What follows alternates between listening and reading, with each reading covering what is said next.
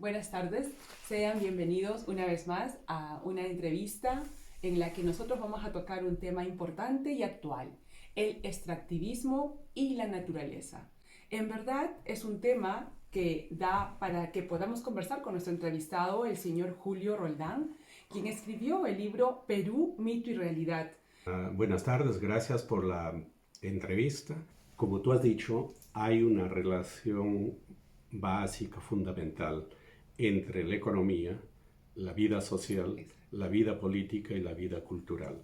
Entonces, en el libro lo que hemos tratado es de ver históricamente este largo proceso, desde incluso antes de los incas hasta 1920 llega este libro.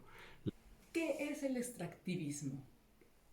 Su nombre lo indica, es extraer productos de la tierra, de la naturaleza, ya sea minerales, ya sea agua, ya sea madera, y darles a los países altamente desarrollados que lo industrializan y muchas veces nos devuelven a los países del tercer mundo, pero con un precio, con un producto agregado del 20, 30, 50%. Los países que tenemos recursos naturales estamos condenados a seguir siendo explotados. Esto tenemos que nosotros entenderlo dentro del contexto internacional. Perfecto. Hace algo así como 5 siglos, el capitalismo se comenzó a desarrollar a nivel mundial, partiendo de Europa, y prácticamente podríamos decir que es la primera gran globalización de la Tierra a partir del descubrimiento de América y la colonización de África. A partir de ese entonces se dio algo así como lo que se llama la División Internacional del Trabajo. Entonces, países como, o zonas como hoy, la América Latina y África, y en alguna forma también Asia, fueron asignados a producir materias primas. Y dentro de esas materias primas, principalmente minerales. A partir de la conquista y la colonia, prácticamente América Latina entra a desarrollarse dentro del circuito mundial del desarrollo del capitalismo con la División Internacional del Trabajo, y a esta zona de la Tierra, y particularmente lo que después va a ser Perú, prácticamente está asignado a producir materias primas y dentro de ellos sobre todo minerales. Tenemos en la primera etapa, como siempre se dijo, Europa y España nos quería principalmente por el oro y la plata. Pero ¿por qué el oro y la plata? Porque el oro y la plata vinieron a jugar un papel fundamental para el desarrollo de la industria, la industrialización, y antes de esa industrialización de la revolución industrial, la acumulación originaria de capital. La extracción o el extractivismo de nuestros recursos naturales han sido en la historia de forma consecutiva. Aparece otro producto que el mercado internacional necesita. Tenemos concretamente el caso del guano de las islas. Y ahí fue esa actividad duró algo así como 30 o 40 años, ¿no? De los fertilizantes, el guano de las islas. Para la situación de la agricultura. Naturalmente, la agricultura. El guano de las islas se agota, entonces los capitalistas ingleses y alemanes buscan un nuevo producto y descubren en Tarapacá, sobre todo en esa zona entre Bolivia, Perú y Chile, descubren un nuevo producto porque la agricultura, los campos, especialmente en Europa y en Inglaterra, necesitaban de ese producto, de ese abono, para nutrir sus campos y así alimentar a las ovejas, ya que las ovejas eran la base con su lana para la gran industria textil. Consecuencia de ese hecho, tenemos la llamada guerra para unos del Pacífico, pero en realidad es la guerra del salitre. Fue una guerra del salitre organizada Exacto. por ingleses y alemanes que armaron tanto principalmente a Chile, pero en alguna forma influenciaron en Perú y en Bolivia en función de controlar esa zona. Prueba de ello es que acá en Hamburgo tenemos la famosa Casa Chile, que es un monumento por donde pasaba y se administraba todo el movimiento del salitre de Antofagasta, de Chile, del Pacífico, a toda Europa. Pasaba por el puerto de Hamburgo. A fines del siglo, el mercado mundial comienza a desarrollar la industria automotriz, es decir, ese producto que se encuentra en la selva colombiana, ecuatoriana, peruana y brasileña y boliviana, el caucho, y ya que en base a eso se hacían los neumáticos, y esto duró más o menos hasta los años 20. Incluso en el caso de Perú y Brasil hay dos ciudades símbolos que tienen que ver con la extracción del caucho, la llamada xiringa, el oro blanco que lo llamaban, Iquitos y Manao. Siendo nosotros un país con tantos recursos naturales que ha solventado las necesidades de estos grandes países con nuestros recursos, también dejaron muchísima destrucción en las comunidades y en la naturaleza. La situación ha sido bastante triste. La novela de Eustaquio Rivera se llama La Borañigue. Habla que la selva se comió a los hombres, porque las personas que iban a la selva, la gran mayoría nunca regresaron. Además de eso, ellos mataban a indios como se matan pájaros del bosque. Talaban los árboles, mataban y nadie reclamaba. Hay, en el caso concreto de Perú, una famosa película que se ha hecho incluso con actores de Hollywood en homenaje a Carlos Fiscarral. Y él fue un cauchero, realmente un tipo que explotó no solo los árboles, no solo el ecosistema, sino sobre todo los seres humanos que les esclavizaba y nunca más salían de ahí. La burocracia y el Estado, ¿dónde estaba mientras se realizaban todo este tipo de explotaciones a las comunidades, al medio ambiente y a los recursos naturales? Lo que tenemos que entender es que existe en estos países, y concretamente en el Perú, María te lo decía, una gran burguesía intermediaria. Ellos no les interesa el país, a ellos les interesa esa conexión con el gran capital, primero inglés, hasta hoy norteamericano, y luego también con el capital chino, en función de mantener el poder. Y si eso implica devastar la naturaleza, saquear ese país, a ellos no les interesa, nunca les han interesado eso. No nos olvidemos que la burguesía tiene dos intereses: seguridad y ganancia. Donde hay seguridad para sus capitales y ganancia para sus capitales, ellos están ahí, otra cosa no les interesa. Prueba de ello es la situación que se vive en América Latina y concretamente el Perú. ¿Cuántos años? Hace casi 500 años de explotación del oro, plata, caucho, salitre, petróleo, coca, oro, pesca, pero la situación de las grandes mayorías nacionales se mantienen prácticamente como si estuvieran viviendo hace 300, 400 años. Exacto. Especialmente en la zona de la sierra, los que venimos del mundo andino, de la sierra, los que conocemos los vilorios en los Andes, nos damos cuenta que da la impresión que la historia se ha pasmado, esa gente se mantiene en las mismas condiciones. Y la situación en Lima, especialmente en los llamados pueblos jóvenes, las exbarriadas, es espantosa, porque no es posible que hasta hoy grandes sectores en Lima no tengan agua, no tengan luz y no tengan desagüe. Es una ofensa a la condición humana teniendo tantas riquezas, pero esas riquezas están designadas al mercado mundial, sencillamente. ¿Cómo hacer o cómo trabajar este sistema para que los peruanos tengamos una concientización de que no ha habido ningún beneficio en la explotación de nuestros recursos naturales? Hablando dentro del sistema, no estoy hablando de ningún cambio, ninguna revolución, no. Dentro del sistema, dentro del capitalismo, tal vez la única opción sería que exista un gobierno nacionalista. Un gobierno nacionalista que ponga ciertas condiciones al capital internacional. Ok, ustedes vienen acá, pero bajo estas leyes, estos principios, y se cumplen. Pero, ¿qué va a pasar? Si hubiese un gobierno en Perú con estas características, no dura un mes. o no dura un año. Y el capitalismo tiene un poder que se mueve con sus instituciones a nivel internacional. Es decir, estamos, como se dice, bajo un círculo de fuego. ¿Qué beneficios como país hemos obtenido a lo largo de esta explotación de este recurso natural? Lo que se tendría que ver es la realidad, ¿no? ¿En qué situación están?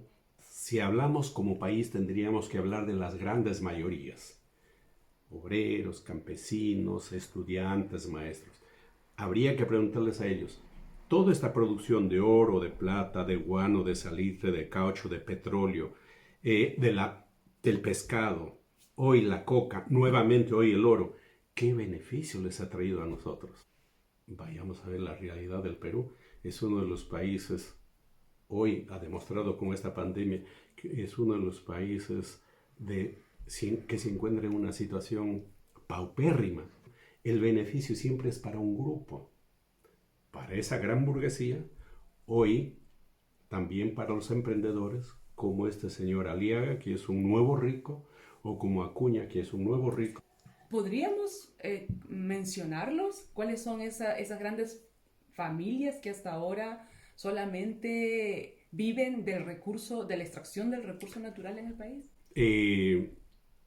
Hay toda una historia larga de las 25 familias dueñas del Perú. Y estas 25 familias dueñas del Perú tenían su club. Es el Club Nacional, el que está ahí en la Plaza San Martín. Y aparece un libro de Carlos Malpica que se llama Los Dueños del Perú. Es decir, algunas personas o algunos apellidos decaen y otros aparecen. Como repito, siempre estos grupos están ligados al capital externo. Todos estos grupos, desde la independencia hasta el tiempo de Leguía, estaban ligados al capital inglés. Con Leguía hay un giro y viene a desarrollarse, sobre todo a influenciar el capital norteamericano. Y no solo el capital, sino los políticos. La política norteamericana tiene injerencia directa en el Perú. Hay una investigación de un sociólogo norteamericano que se llama Dennis Hilbert. Él escribió hace algo así como 40 o 50 años un libro que se llama Historia de tres familias. Uno son los Aspíllaga, que estaban ligados totalmente a la tierra, a las haciendas azucareras del norte, los Aspíllaga, que vienen desde el tiempo de la independencia. Luego los Prado, que vienen desde el mismo tiempo de la independencia, incluso de la guerra con Chile, porque Mariano Ignacio Prado fue presidente del Perú en tiempo de la guerra con Chile. Y ellos tenían sobre todo estos Prado, el poder de la banca, estaban ligados al Banco Popular y también eran dueños del diario La Crónica, entre otros, ¿no? Y los Miro Quesada, el diario El Comercio, y todo el control que tienen sobre los medios de comunicación. Que algunos han aparecido en los últimos 50, 60 años, como el Grupo Romero, pero es cuando aparecen a partir de los fines de los 70, principios de los 80 y los 90 con mayor claridad, los nuevos ricos, lo que se llama la lumpenburguesía. Es un nuevo poder que hay una ligazón, sobre todo, con el narcotráfico, una ligazón con la minería ilegal y también está íntimamente ligado con las privatizaciones del tiempo de Fujimori. Pero siempre están ligados al capital internacional, o como aliados, o financiados como intermediarios para el control y el desarrollo. Dicen, en el Perú no se desarrolla casi industria. Hablando sobre la etapa de la pesca, ¿qué importancia tuvo este recurso natural y a quién abasteció en el mundo? La pesca fue muy importante, incluso se habló del boom de la pesca. Fines de los 40, principios de los 50 y duró más o menos hasta los 80. Incluso tiene un personaje símbolo, Luis Banchero Rossi. Se dedicaron especialmente a la pescar anchoveta y producir harina de pescado. Y esa harina de pescado lo ubicaban en distintos mercados en el mundo porque para la agricultura necesitaban ese producto ya que permitía nutrir las tierras. Entonces, como consecuencia de ello, es que Chimbote se convierte en el primer puerto pesquero del mundo y el primer productor de harina de pescado. Pero ¿qué pasó? Se pescó desmesuradamente. Por lo tanto, ese producto lo agotaron. En segundo lugar, se plantea también que las contradicciones al interior de las clases dominantes no permiten los viejos ricos que aparezcan los nuevos ricos. Todos estos recursos que hemos mencionado han estado ligados con el capitalismo, el desarrollo industrial, el sistema burocrático en el país. ¿Qué pasa con la coca? Este es un producto que no se menciona, pero que existe y está en los grandes mercados con mucho. Bueno, en el caso de los Andes es un producto histórico. Okay. Este es un producto que se viene produciendo y consumiendo desde hace 500, 600, 700 años. Estamos hablando de la zona andina, desde el sur de Colombia hasta el norte de Chile, Argentina. Por ahí hay un hecho que hay que tomar en cuenta. Entonces, la coca, la hoja de la coca, que lo utilizan los campesinos para el chaccheo, un poco para descansar, que los españoles lo utilizaron ya con otros fines. A partir de los 50, 60, se comienza a desarrollar no solo la siembra de la coca, sino la maceración de la coca para obtener pasta básica de cocaína. Se desarrolla en forma mucho más tecnificada el clorhidrato de cocaína, que se dice que en el Perú no se produce. Perú es el primer país productor de coca en el mundo. Posiblemente sea el primer productor de pasta básica de cocaína. Pero el clorhidrato ya lo elaboran, lo desarrollan, lo perfeccionan, lo purifican en Colombia, en Brasil y en Paraguay. Sobre todo, y México, naturalmente. Ok, pero ahí hay un problema que tenemos que entender. En el capitalismo hay una ley fundamental. Es la ley de la oferta y la demanda. ¿Por qué se produce coca, pasta básica y clorhidrato de cocaína? Porque hay demanda. Si no habría demanda, nadie produciría eso. ¿Y quiénes son los que compran? ¿Dónde está el mercado que compra el clorhidrato de cocaína? Especialmente en Estados Unidos, Europa y Japón. ¿Por qué? Porque la sociedad capitalista es una sociedad que necesita de la droga. No puede vivir sin droga. Hay ciertos, y no estoy hablando solamente en términos medicinales, sino estoy hablando en términos sociales. ¿Por qué? Porque hay sectores, el mundo del espectáculo, el mundo del periodismo, el mundo del deporte, el mundo de los políticos. Ese sector no puede vivir sin esa droga.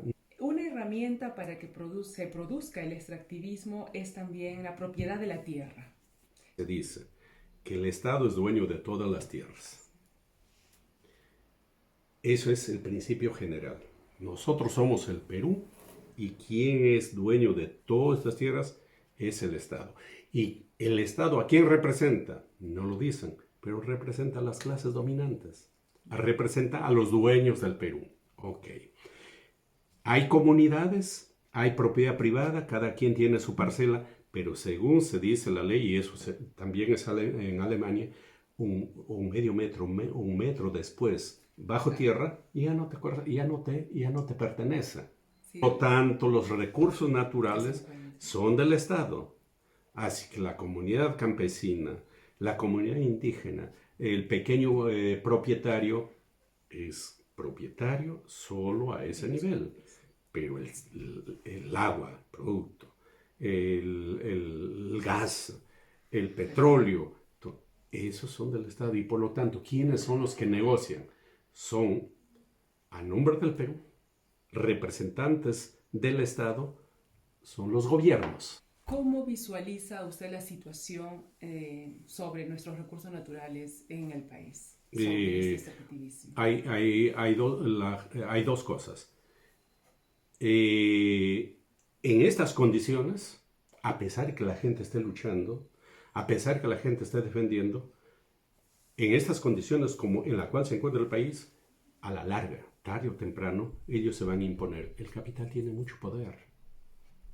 Como capital, como grupos y gobiernos, en última instancia hasta con armas, van e imponen sus condiciones porque muchos ambientalistas están muriendo. Por supuesto. Les están matando a hombres, a mujeres, a Por muchos, defender la naturaleza. por defender eso. ¿Por qué? Porque al capital no le interesa eso.